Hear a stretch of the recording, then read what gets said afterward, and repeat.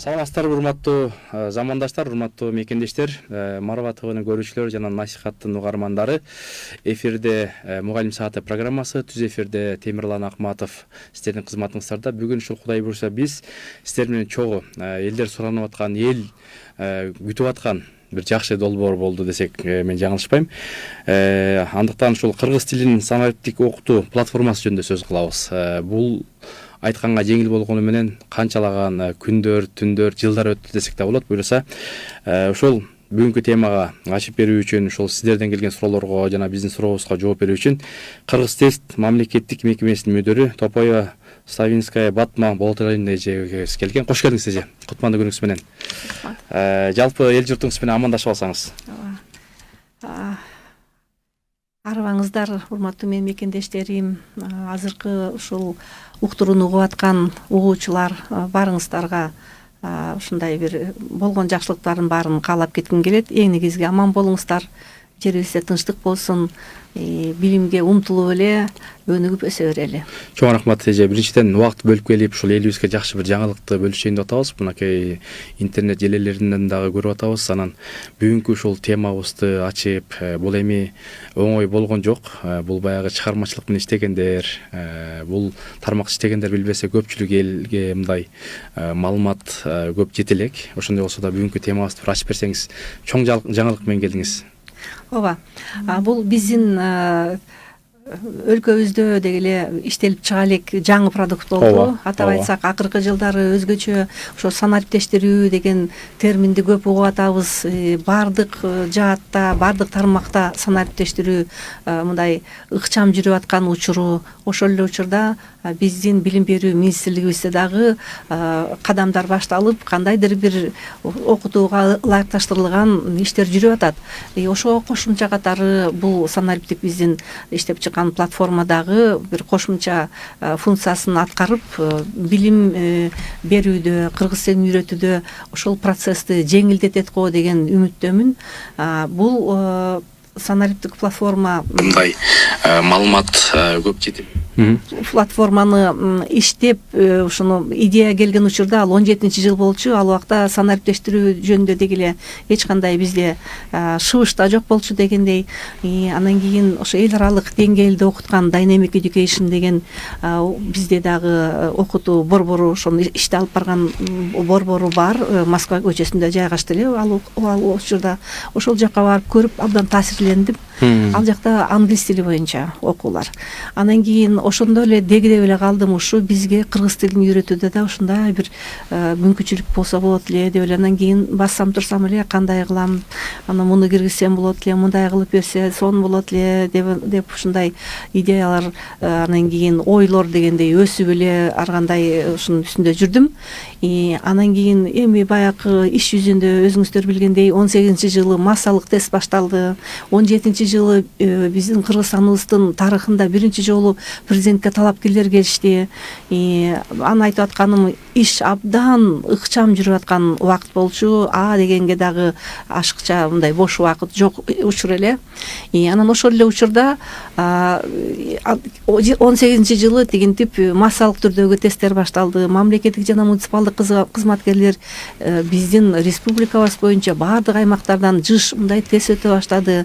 Бирок баягы ой менден кеткен жок. Идеяны канткенде ишке ашырам деп, анан кийин акырындан материалдарды топтоп муну деп тиги 20-30 жыл кыргыз тилден топтогон тиги өзүңүздөр билгендей ошо материалдар, анан чыгармачылык иштериң, ошонун баарын тең тариздей баштадым. Анан акыркы 3 жылда Кудайга шүгүр, мына тестибиз кирди, иштеп калды, өз нугуна түштү деп, анан кийин өзгөчө бул президентибиз кыргыз тилинин мамлекеттик тилдин макамын жогорулатып тигинтип конституциялык деңгээлге чыгарып койду. Андан бешбетер таасирденип калдым. Эми ушуга жараша элдин баары тең эле умтулуп эле кыргыз тесттен өтөт элем деп турган учурда бир эле кел тесттен өт, анан же болбосо жумуштан алынасың деп коркутуп үркүтүү эмес, ошого даярдык катары, ошого түрткү берген, ошого шарт түзө турган бир нерселерди ушуну бүтүрүшүм керек эле деп абдан эле чамынып калдым. Андан дагы анан ошо акыркы 3 жылда ишти абдан мындай өзгөчө ыкчамдаттым жүрүшүн.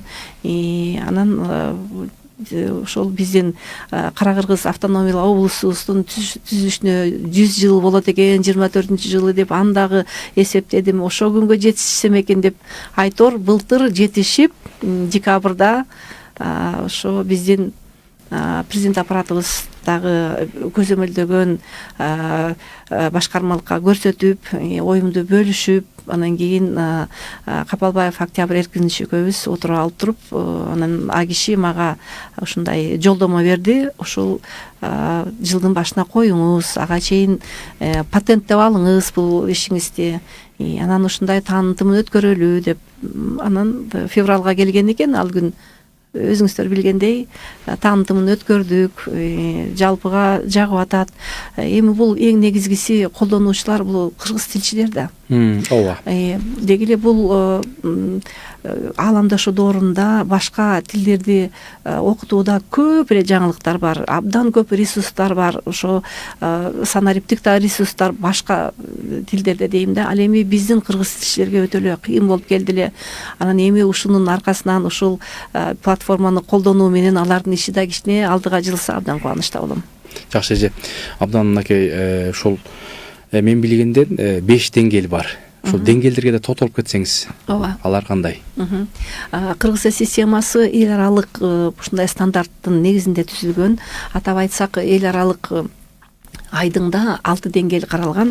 Ал мындай баскычтарга бөлүп айта турган болсок, 3 баскычтан турат. Биринчи баскыч бул башталгыч тап. Мында А1, А2 камтылат.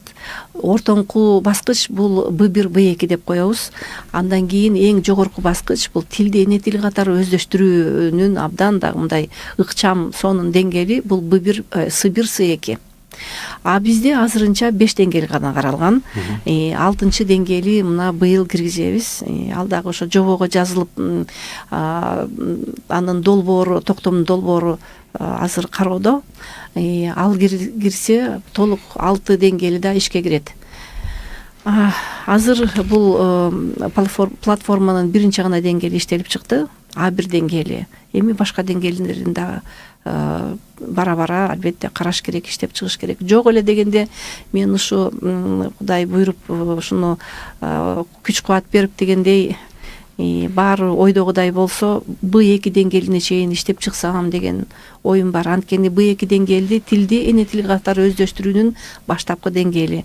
Дал ошол деңгээлде керек болсо бул биздин мамлекеттик кызматкерлер кандайдыр бир иш-чарада элдин алдына чыгып сүйлөй турган сөзүнөн бери, эгерде бул жерде кыска эле диалогторду, кыска эле сөздөрдү улам кайталап анан тилин жаттыктырып аткан болсо, ал жерден ошол сөздү толугу менен жазып туруп кандай гана тиги жагдай болбосун, ар кандай кырдаалдарда анын түрлөрүн коюп, бул жагдайда, бул шартта, бул тематикада мындай сүйлөйбүз, бул тематикада мындай сүйлөйбүз деп ошонун баарын тең үлгүлөрүн коюп, анан кийин ошол аркылуу дагы тилин жаттыктырууга, колдонууга, ошол оратордук чеберчиликти дагы үйрөтүүгө жол ачсак деп ойлоп кетем да.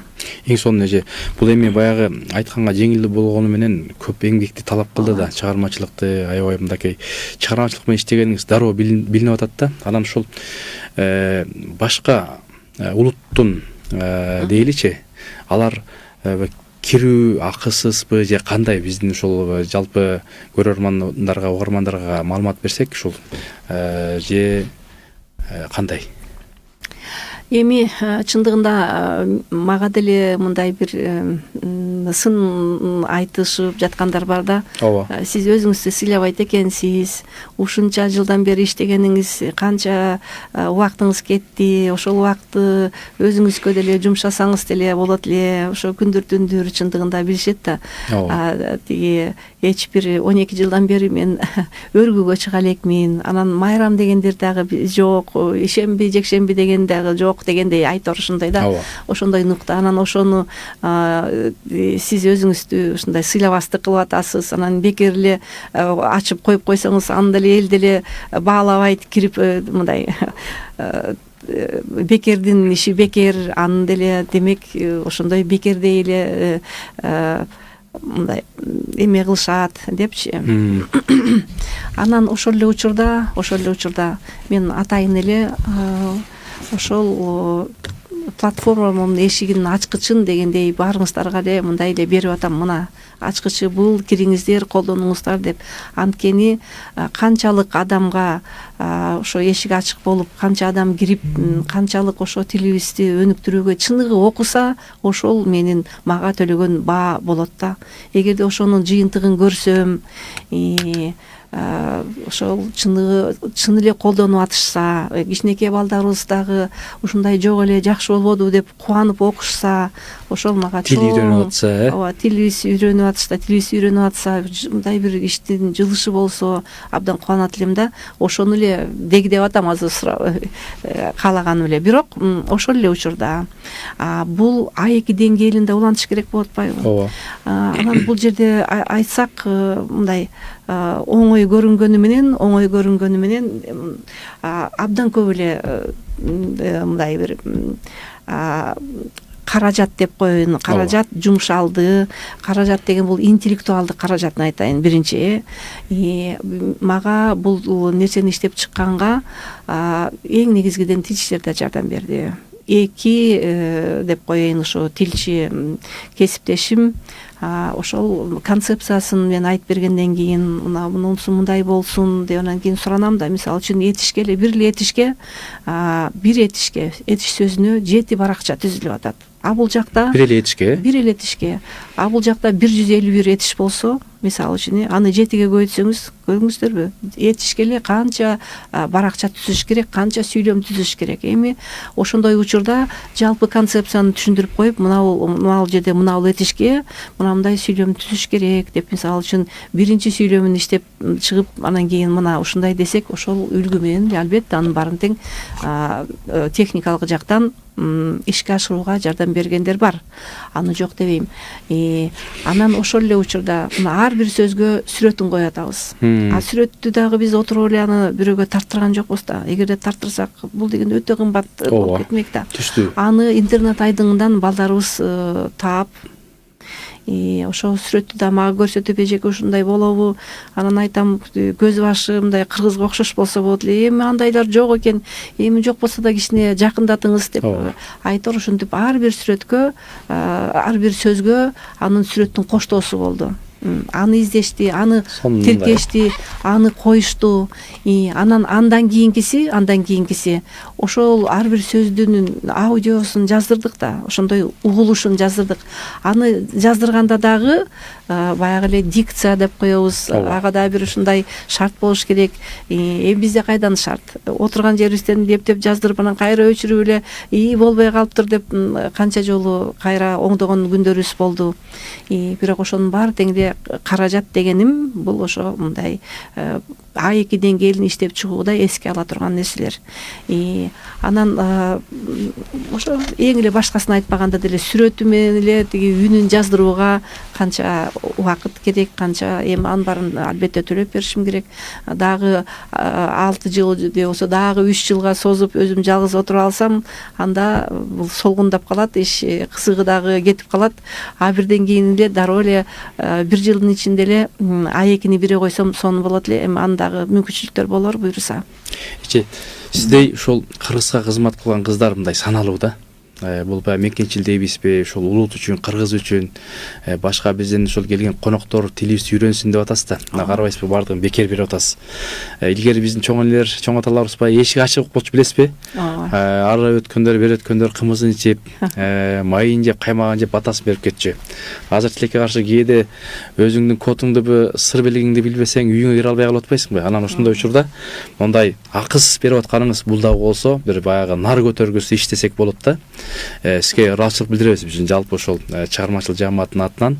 Анан ушул баягы каржы маселеси дегенде бул эми кандай иш болбосун, каржы болбосо, жаамат, команда болбосо, ал иш алдыга жылышы кыйыныраак болот. Жолбосо убакыт кетет дегендей. Анан ошого сиз баягы өзүңүз сыяктуу кыймылдаткыч кесиптештериңиз менен, тилчилер менен, тилмештер менен келип иштеп, күн түн иштелип чыкканы билинип атат да, мынакей баягы жыйынтыгы чыгып атпайбы. Анан ошого эми бул чоң мамлекеттик деңгээлде жасала турган иштер да бул. Каржы болсун, колдоо болсун. Деги эле мындай ушул учурга канча убакыт кетти? Ушу иштеп чыгуудабы? Жанагы 6 жыл мурда дегеним, ал акырындан жанагындай материалдарды топтоп, анан сүрөттөрдү топтоп, ошондой даярдык көрүү болду да. Эми акырындан жанагы көнүгүүлөрдү иштеп чыгып деп. Бирок ушул акыркы 3 жылда абдан мындай катуу нукта, абдан ылдамдыкта өтө ушундай аракетти көп жумшап 3 жыл иштедим да. Анан бул жакта айтып атпаймынбы, жанагы менин 2 кесиптешим тест жагынан тест түзүш керек болду. Анан кийин ошол эле үндү дагы, жана сүрөтү, анан кийин сөзү дал келип атабы, анын баарын кайра текшерип чыгып, бир калпыстык кетип калган жокпу?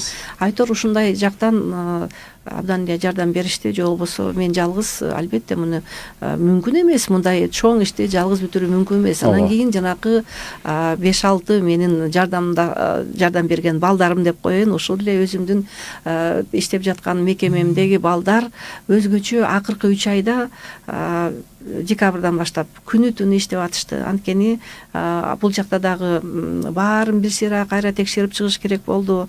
Кандайдыр бир ушундай бир эмеси кетип калбасын деп, ошонун баарын тең 4000 канча 126 беле, азыр так саны эсимде жок, ошончо баракча болуп атса, анан кийин анын баарын ошончо баракча 4000 баракча деп эле айтсам деле, анын баарын бир сыйра карап чыгып, анан анын баарын тең текшерип чыгып, ошондой дал келгендигин, дал келбегендигин айкындап чыгыш дагы өзүнчө эле бир чоң иш болду. Сизге чоң ыраазычылык билдирип атат. Бул жакта биз түз эфирдебиз, урматтуу телегөрүүчүлөр. Марва ТВда, Насихат радиосунда жана Facebook'та түз эфирге чыгып атабыз. Сизге ишиңизге ийгилик калып атат. Биз дагы кошулабыз. Анан ушул баягы берүү жолдору мектептерге, лицейлерге, жогорку окуу жайларга ушул кандай колдонулат? Деги эле бул окутуу платформанын ажарын ача тургандар бул кыргыз тилчи мугалимдер. Ошол менин кесиптештерим ушул платформаны колдонуу менен бир кандайдыр бир жеңилдиктерди түзүп, ошо балдардын кабыл алуусуна бир жакшы шарттар түзүлсө, балдардын кызыгуусун арттыра турган ушундай процесске айланса, окутуу процесси деп эле ошону үмүттөнүп, ошону Кудайдан тилеп атам. Анан кийин бул кимге багытталган? Мисалы үчүн баштапкы класска деп айта албайм. Бул 6-7 класстагы балдар бул контентти, бул жактагы берилген материалдарды түшүнүп калышты. Түшүнө турган балдар деп ойлоп атам да. Бул орус тилдүү мектептерге карата айтып атканым да. Ошол орус тилдүү мектептеги 6-7 класстын окуучулары бул платформаны колдонсо жакшы болот. Анан бул жерде бир гана жанагы сөз эмес, эгерде мүмкүн болсо бияктан эмне процессти көрсөтүп берсеңиз жакшы болот. Ошо элибизге дагы түшүнүктүүрөөк болсун. Эми тилекке каршы бул экран болсо сонун болот эле. Бираз балким кичейтип аласыз, мындай ушундай. Google'га деги интернетке киргенде эле санариптик окутуу KG деп жазсаңыздар, латын тили арифи менен, анан дароо эле ошол биздин платформага киресиздер. Ошондо мына жерде кирүү деп, анан саламатсызбы, анан катталуу деп турат. Ошол катталууга киресиздер дагы өзүңүздөрдүн биринчи сапта атын жазыш керек, андан кийин почтасын жазыш керек, анан ылдый жакта сыр сөзүн. Анан аны жазгандан кийин албетте эстеп калыш керек, аны унутуп койбой, кийин кире албай дегендей. Анан катталуу деп киргенден кийин эле анан кийин а киши катталат дагы, анан кийин бул биздин платформага эшик ачылат биротолу.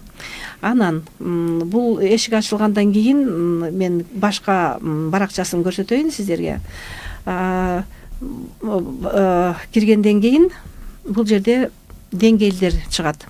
Бүгүнкү күндө ар бир деңгээли толук иштелип чыкты деп атам. Башкалары дайра жок, ошон үчүн алар бозоруп турат, анткени ал активдүү эмес дегенди билдирет. Ар бир деңгээлине кирсеңиздер, ал жерде 4 бөлүктөн турган ушундай 4 бөлүк көрүнүп турат. Биринчиси лексикалык минимум, экинчиси лексиканы колдонуу, андан кийинкиси коммуникативдик компетенция жана функционалдык грамматика. Эми ошону ырат менен ачып көрсөтө берейин сиздерге. Лексикалык минимум дегенди киргенде, ал жерде ушул биринчи деңгээлге мүнөздүү болгон 858 сөз камтылган. Ошол сөздөрдү бул жерде андан да кичине көбүрөөк, ошол сөздөрдүн баары тең топтобу менен биякта берилет. Баары деген жанда мындай жебече турат. Ошону бассаңыздар, эмне болгон топтор экен карасаң, өзү, үй бүлөсү, тууган, дене мүчөлөрү, форма, өлчөм, түстөр, адам жөнүндө, турак жай, күнүмдүк тиричилик, окуу, кесип, коомдук жайлар, сатып алуу, соода, мамлекет, жаныбарлар, музыкалык аспаптар, сандар, убакыт, жума, апта күндөрү, айлар жана жыл мезгилдери, этикеттик сөздөр, лингвистикалык терминдер, мамлекеттик кызмат деп турат. Ушул тематикада, мисалы үчүн, окуучу болсо, ал кайсы бир темага бир материал даярдаш керек болсо, же ошол сөздөрдү билбей аткан болсо, бул тематикага карап дагы ошол жака кире алат. Же болбосо кайсы бир сөздү түшүнбөй атса, ошол сөздү кантип колдонууну билбей атса, мына жерде издөө деген жер бар. Ошо издөө деген жерге мисалы үчүн эме деп коеюн, жай деп коеюнбу, же эме деп, китеп деп коеюн. Китеп деген сөздү берге жазсам, китеп деп, баары дегенге, анан китеп дегенде мынакей. Китеп шкаф, китеп, анан кийин китепкана деген, ошо китеп деген сөз колдонулган жердин баары тең китеп деген сөз менен китепкана мисалы үчүн түзүлгөн сөздөрдүн баары тең бул жерден ачылып атат. Эми ал жерде жөн эле китепти ачалы. Китеп дегенди ачсак, анан угабыз биринчи. Мына, анан кийин ал сөздү кайталайт. Анан бул жерден көрүп алды китеп деген. Анан эми ошол эле китепти жана лексикалык колдонуу деген жактан издейт. Анан ошол жакта, анан ошол жерге барганда дагы бир жолу көрсөтүп коеюн. Айтор кайсы сөз керек болсо, ошонун айтылышын биринчи бул жерден көрүп, тилин жаттыктырып, ал эмне болгон сөз экен деп кыргызчасын карап, кыргызчасын түшүнбөгөндөр орусчасын карап, орусчасын түшүнбөгөндөр англис тилин карап, айтор Кытай тилин, анан түрк тилин дегендей, анан биринчи сөздөрдү тааныйт, лексика менен бул жерден таанышат дагы, анан мына жерде этикеттик сөздөр менен да таанышат, анткени тилди жаңыдан үйрөнүп аткан адам бир жерде социалдашышы үчүн, ал сөзсүз бир кандайдыр бир билиш керек да, саламдашууну, коштошууну дегендери. Андан кийин аны билмейин алар кантип бул биздин чөйрөбүзгө кирип биз менен баарлашат. Ошон үчүн биринчи этикеттик сөздөрдү мына таанышып алалы дейт, таанышып алыңыздар деп бирөөнү тааныштырып атабыз. Абдан кубанычтамын дейт, саламатсызбы, айтор. Булардын баары бул жерден кутмандуу күнүңүздөр менен, мисалы үчүн ошентип ар бир этикеттик сөздү бул жерден кайталайт дагы, тилин жаттыктырат. Андан кийин субкатегориялар деген жерге кайра эле кирип, баягы лексикалык колдонуу деген жакка барат. Ошол лексикалык колдонуу деген жерде этикеттик сөздөр өзгөчө берилди бул жерде. Ошол этикеттик сөздөргө кирсек, кандай чөйрөдө колдонуусун көргүбүз келет. Жеке чөйрөдөбү, кесиптикпи, социалдыкпы же окуу чөйрөсүндөбү деп биринчи өзүбүзгө керектүү чөйрөнү тандап алабыз дагы. Анан ошол чөйрөдө бизге эмне керек, бизди эмне кызыктырат? Бул жерде саламдашуу бар, коштошуу, кайрылуу, куттуктоо, каалоо тилек, таанышуу деген тематикалар бар. Анан ошол жерден мисалы үчүн саламдашуу дегенди ачсак, анан кийин бул жерде чөйрөсүн таба турган болсок, бул жеке чөйрөдө деле мынакей атасы менен уулу саламдашып атат эртең менен, Кутман таң ата. Кутман таң ата дейт баласы. Анан ошол Кутман таң дегенде атасы ата катары кандай жооп бериш керек деп кичинекей диалог түзүп койдук. Анан ошол диалогту дагы орусчага которуп, анан англисчеге которуп койдук. Анан бул башка улуттун өкүлдөрү жөн эле Кутман таң деп эле койбостон, аны айтканда Кутман таң деген адам кантип жооп берет, анын жообун кандай түшүнөбүз дегендин баарын тең бул жерде көрүп, анан кийин колдонсо болот. Эми Кутман таң ата деп биринчи жолу уктук да, эми сиз ошол жерден эле катуу айтып койсоңуз. Кутман таң ата. Анан кийин ошентип адам өзү айтат дагы, анан сиздин үнүңүз чыгат. Анан айткан сөздөрдүн баарын тең улам кайталап, ушинтип тилин жатыктыра берет. Бул лексиканы колдонуудагы бөлүм эле. Эми кайра жанакы жака кетели дагы, коммуникативдик компетенцияга азыр жете элекпиз. Лексиканы колдонуу эми сөздөргө өтөлү.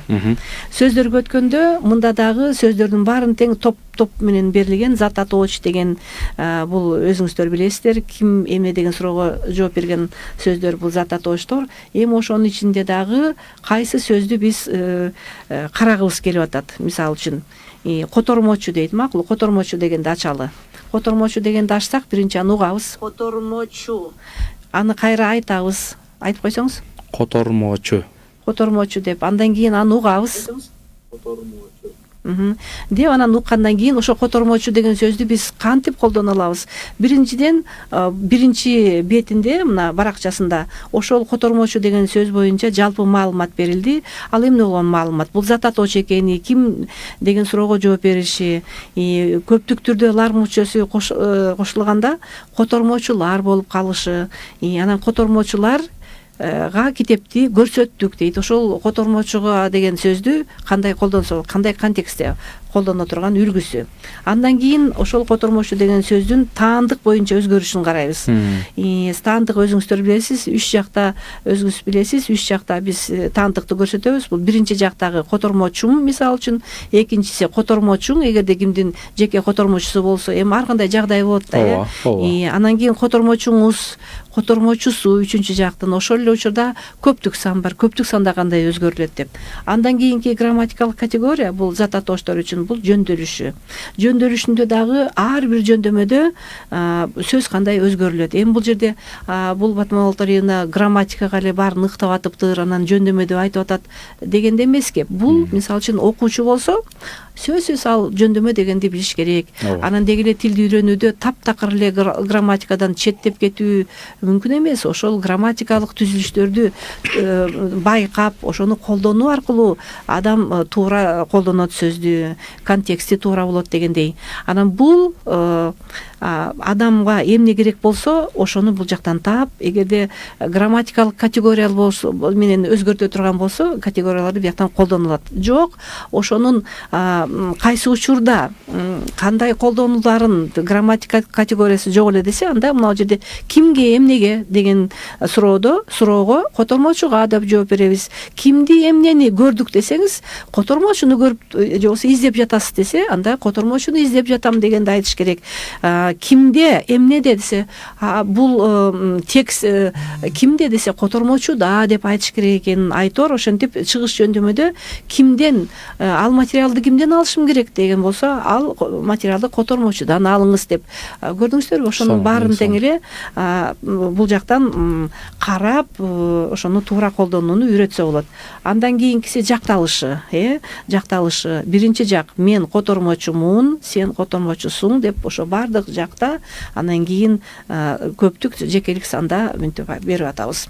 Бул бир эле сөзгө артка кете турган болсок, биринчиси бул жалпы бети болчу, андан кийинкиси таандыгын көрсөткөн экинчи, үчүнчү бети мынакей анын жөндөөлүшү болуп атат, төртүнчү бети жакталышы болуп атат. Ошондой эле жана биринчи бетин аткарууда мына карабайсызбы, сүрөт дагы издеп таап атабыз. Анан кийин анын үн жазмасын берип атабыз. Айтор ошондой баардык жактан коштолуп атат да, бир эле сөздү көрдүк азыр. Эми жанакы сөздөр деген жакка кайра барсак, азыр биз зататошту карадык эле, эми эмне дейсиз, санатошту карап коелу. Мисалы үчүн 100-чү сотуй дейт, 90-чу, макул 90-чуну көрсөтөйүн. Элестүү болуш үчүн Иса Акынбаев көчөсү 90 деп турат. 90-чу үй дегенди, бул анткени иреттик сан болуп атат да. Ошону жөнүндө 90 деп койсок, ал эсептик эле сан болуп калат. Ошонун иретин көрсөтүш үчүн сүрөтү дагы баарына дал келиш керек дагы, ошону түшүнүүгө түрткү бериш керек. Демек, Иса Акынбаев көчөсү 90-чу үйдө деп айтса болот. 90-чу деп, анан анда туура айтыш керек. 90-чу. Анан аны баягы эле кайталайт, 90-чу. Анан токтотуп алып, анан кайра угат. 90-чу. Туура айтып атамбы деп, мына эталонго жетмейинче улам тилин жаттыктыра берет. Анан ал эмес, мына жактагы ар бир бул берилген сүйлөмдөрдү, ар бир сүйлөмдү кайталап, анан кайра угуп, мен туура айтып атамбы деп кайра кайталап тилин жаттыктыра берет. Аягына чейин эле, кайсы жерде болсо дагы. Эми биз баягы эле сөздөргө кайра өтөлү. Сөздөрдөн категориялардан, грамматикалык категориянын ичинен этишти тандайлы.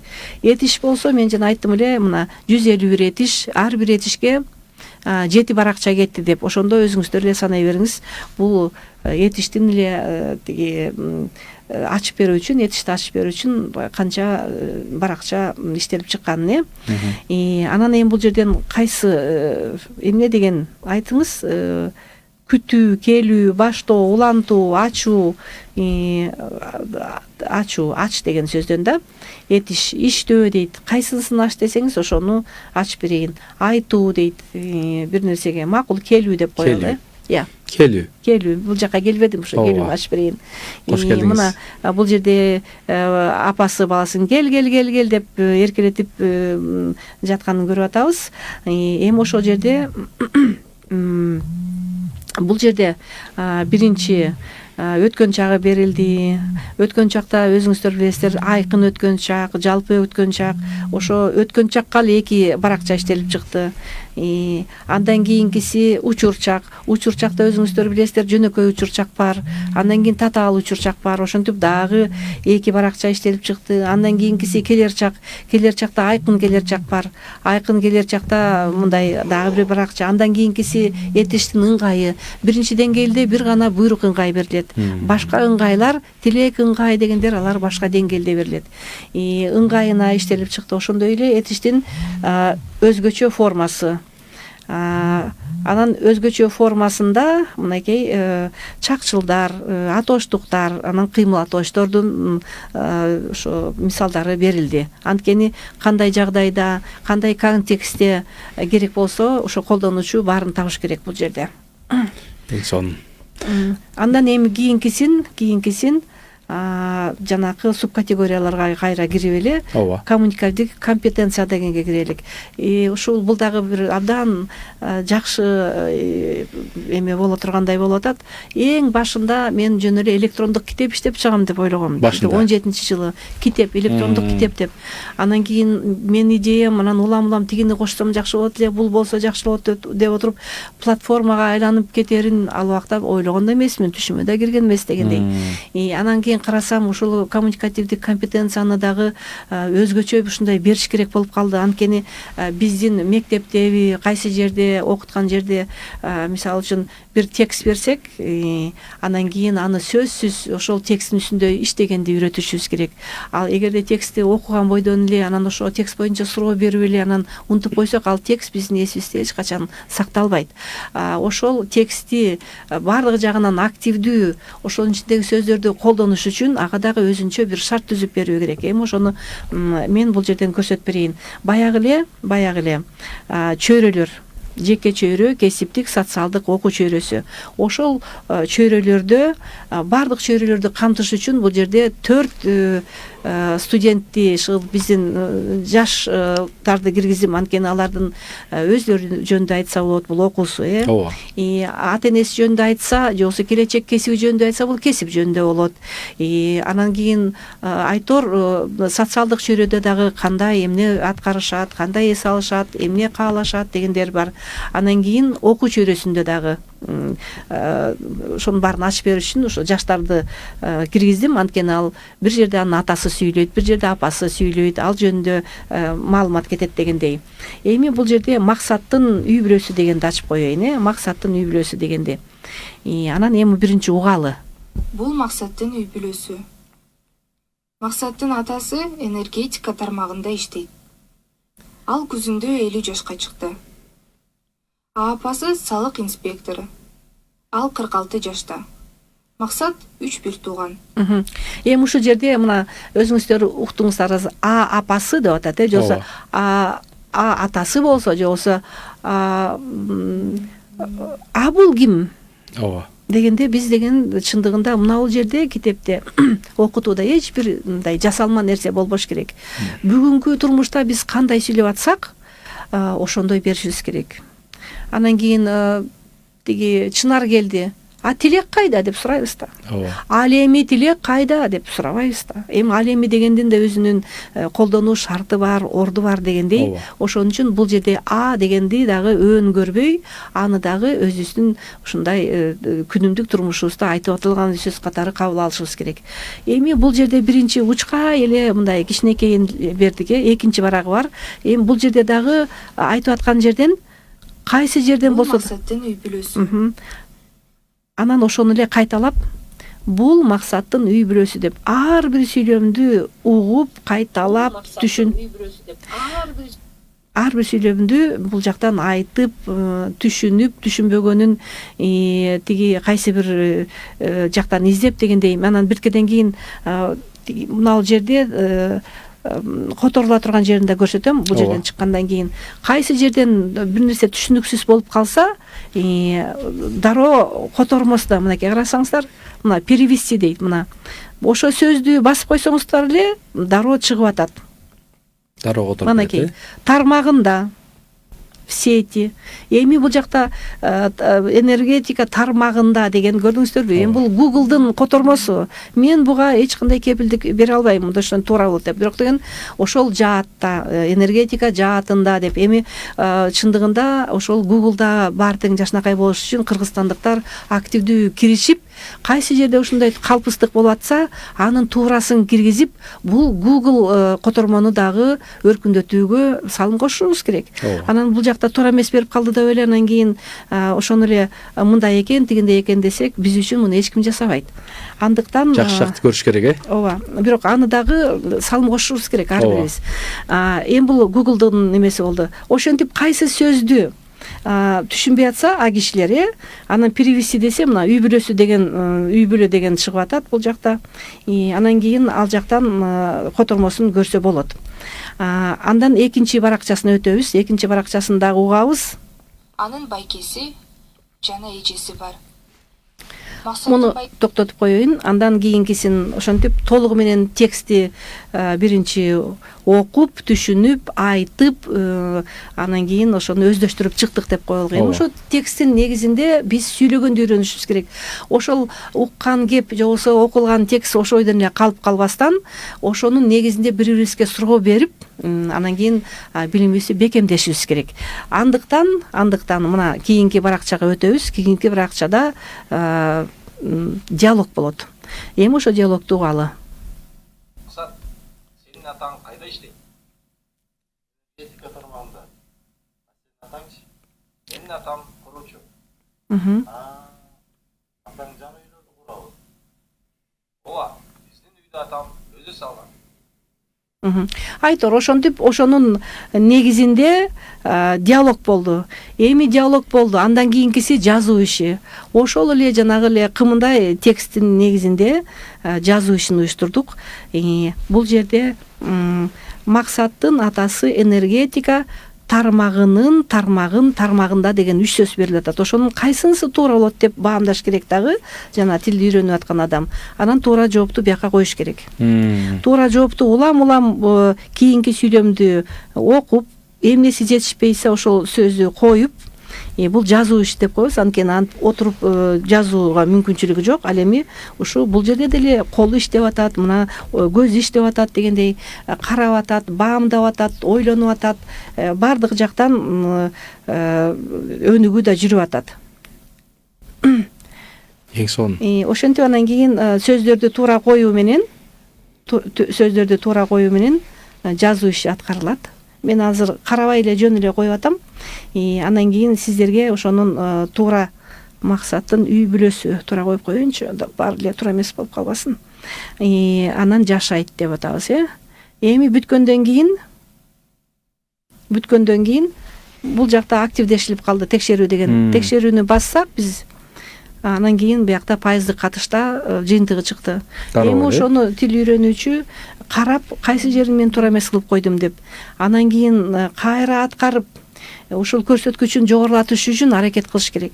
Аракет кылып текшерип алып туруп, андан кийин бул жактан тестке өтөбүз. Текшердик, эми кийинки баракчасына өтөбүз. Эң кийинки баракчасы тестирлөө деп турат. Биякта эми ошону эле жанагы эле тексттин негизинде тест болот.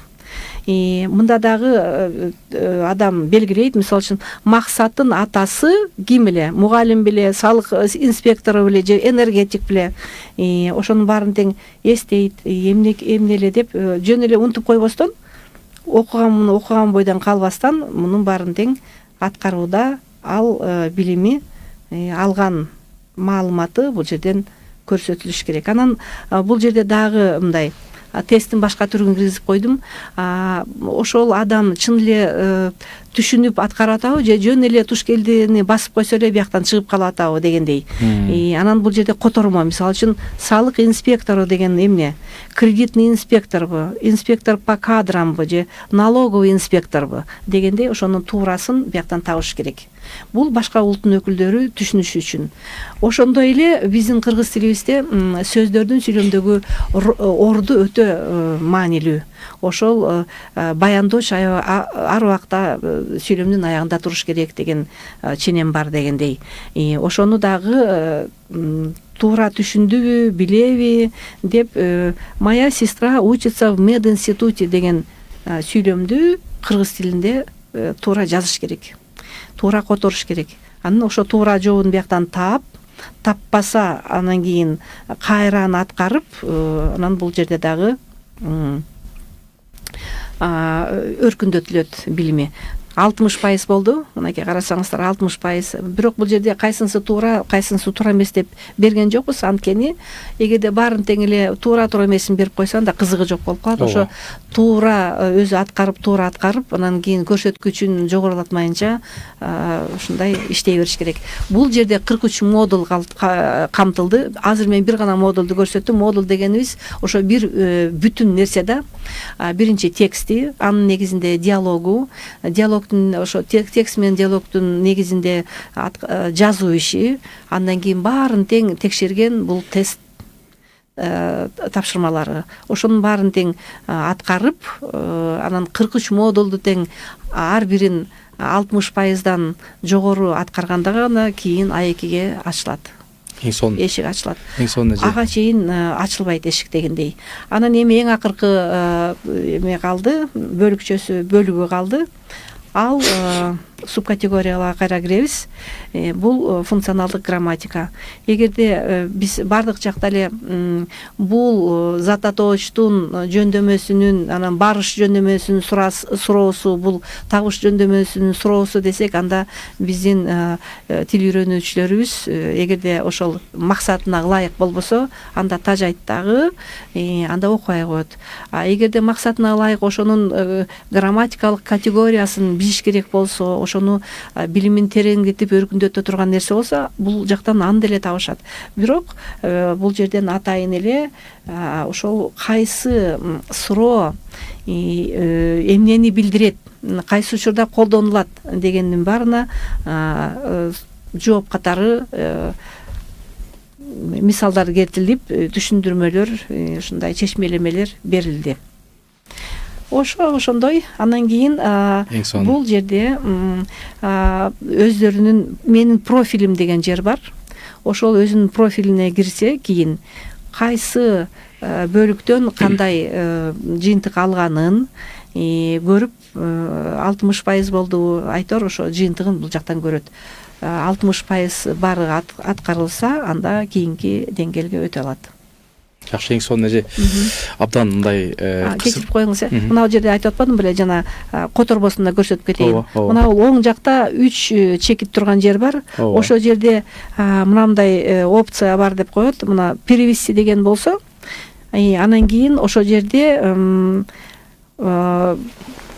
бүтүн баары тең, мынакей, бүтүн баары тең орусча болуп калды, мисалы үчүн. Анан кийин кыргызча түшүнбөй аткан адамдар бүтүн баарын тең мына орусча которуп койду, дароо эле автоматтык түрдө баракчаны толугу менен. Андан кийин кайра эле өзүнүн нугуна түшө алат. Абдан сонун, эң сонун. Анан ошол билим берүү министрлиги же болбосо губернаторлор менен кандай иш алып барып атасыздар? Деги эле президент аппараты менен ушул ишти мерчемдегенде эң биринчиден мамлекеттик жана муниципалдык кызматчылар келсин, ошолорго көрсөтөлү деп Эдил Байсалов баш болуп биринчи таанытымын ачып берди. Ал жака министрликтер келди, мамлекеттик кызматтагы адамдар келди, ведомстволук кызматтагы адамдар келишти. Биринчи таанытымы ошентип өттү. Экинчи таанытымыбыз болсо жогорку кеңештин эл өкүлдөрү жана жамаатынын катышуусунда өттү. Ал эми үчүнчү ушундай чоң таанытымыбыз билим берүү чөйрөсүндө өтүлөт деп дароо эле мерчемдедик эле. Аны биз кат жолдоп койдук билим берүү министрлигине. Сиздерге өзүңүздөргө ушундай бир ыңгайлуу убакытта, анан кийин кайсы бир ушундай бир жерде дегендей орун жайда сиздердин сунушуңуздарды күтөлү, ошого жараша өткөрөлү деп атабыз.